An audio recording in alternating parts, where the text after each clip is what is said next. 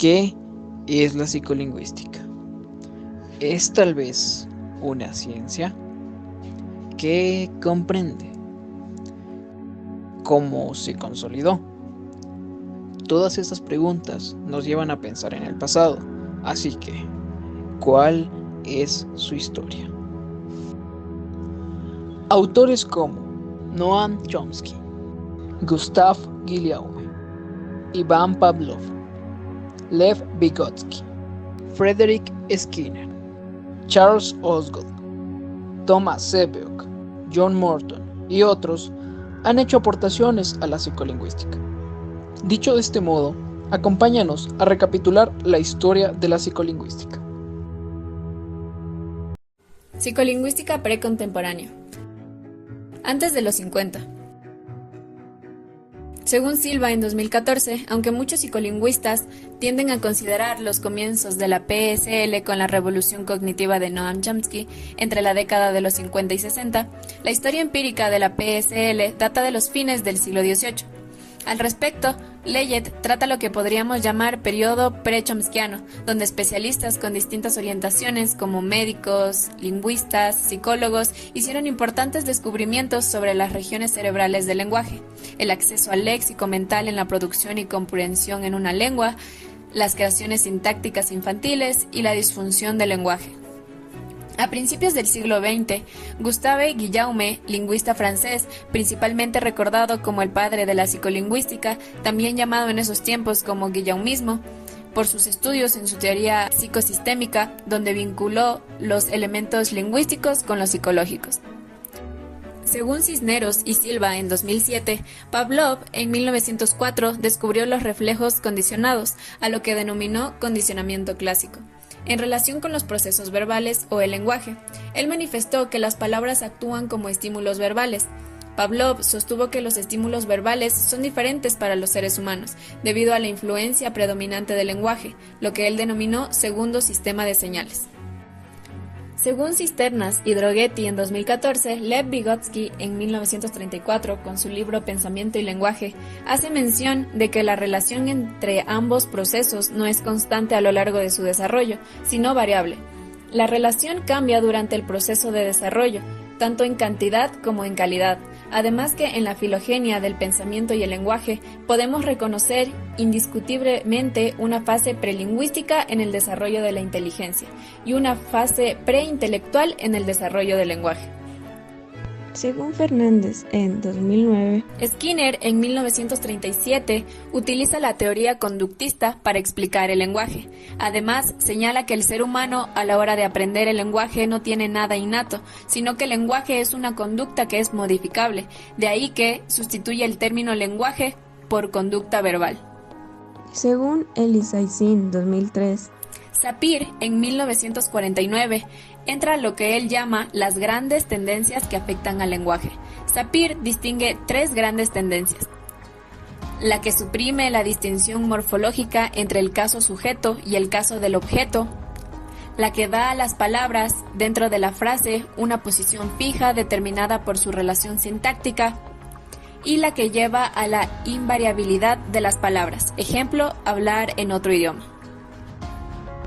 Los años 50. En los años 50, según Maclay, en 1973, el nacimiento de la psicolingüística debe situarse en un seminario celebrado en la Universidad de Cornell, Nueva York, a principios de los 50, en una reunión del Social Science Research Council, que reunió a lingüistas y psicólogos interesados en los procesos cognitivos relacionados con el conocimiento de la lengua. Según Silva, en 2007, en 1950, Noam Chomsky demuestra que el conductismo no podía dar una respuesta clara del proceso de adquisición del lenguaje, ni de la forma de cómo se generan las producciones verbales. Se postula la necesidad de un enfoque deductivo en el que la lingüística como ciencia del lenguaje se vuelve cognitiva, es decir, que trate la relación mente-lenguaje, cómo comprendemos, producimos y almacenamos las representaciones del mundo por medio del lenguaje, y cómo podemos adquirir la capacidad para ejecutar estos procesos en la lengua materna. Según Barrow 2020, en 1953, Charles Osgood propuso una de las primeras definiciones de psicolingüística. señala que reconoce a la psicolingüística como la ciencia que estudia los procesos de cifrar y descifrar mensajes que se dan en el individuo que se comunica con otro. Los años 60. Según Silva, 2007, en los años 60, en la psicolingüística aparece el periodo lingüístico que abarca las décadas entre los 60 y 70, donde la lingüística como ciencia del lenguaje se vuelve cognitiva.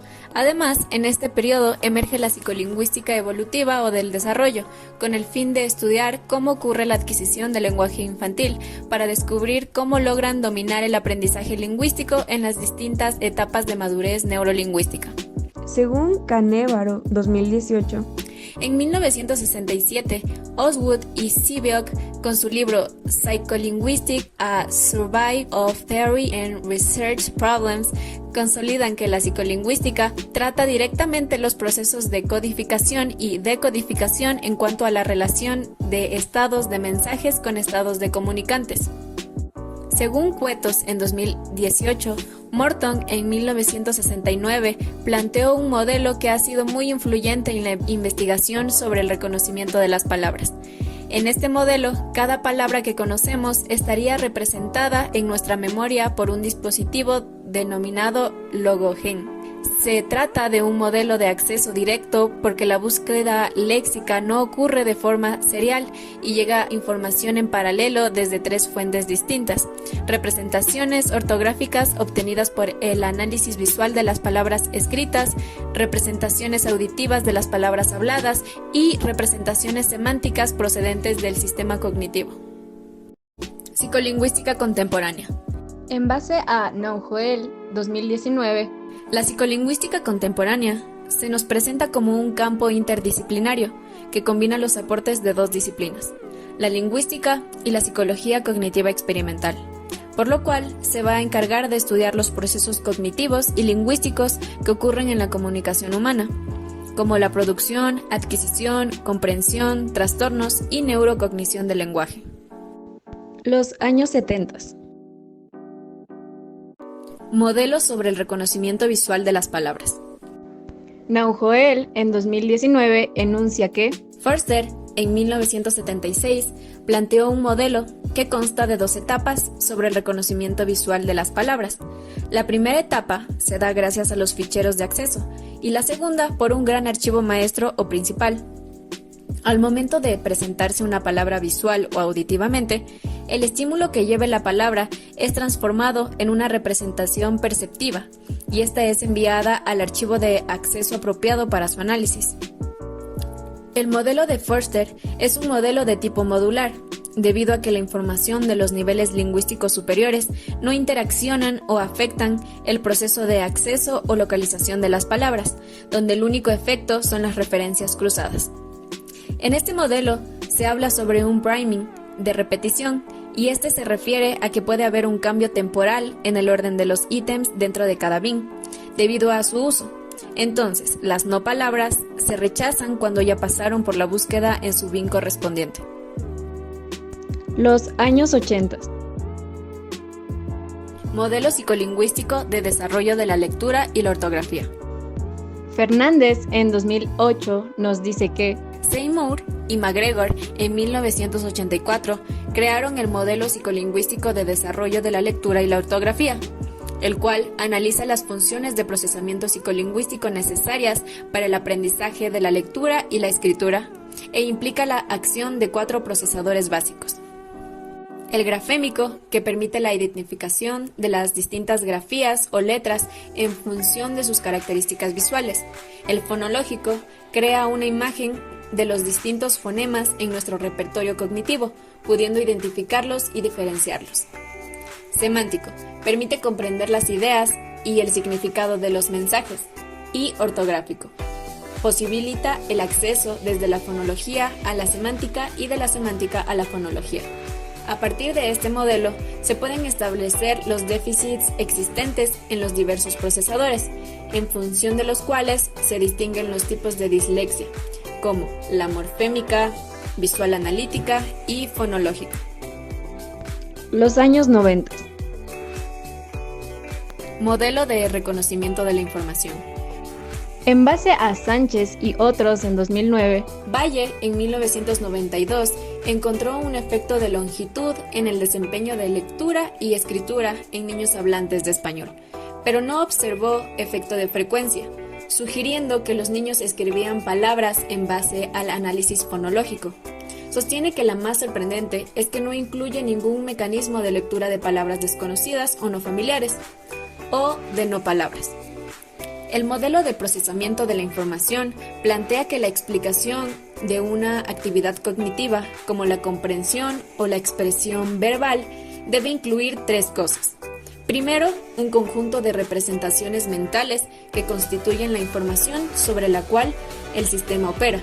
Segundo, un conjunto de operaciones o procesos cognitivos que manipulan la información representada de acuerdo a unos objetivos previstos por el sistema.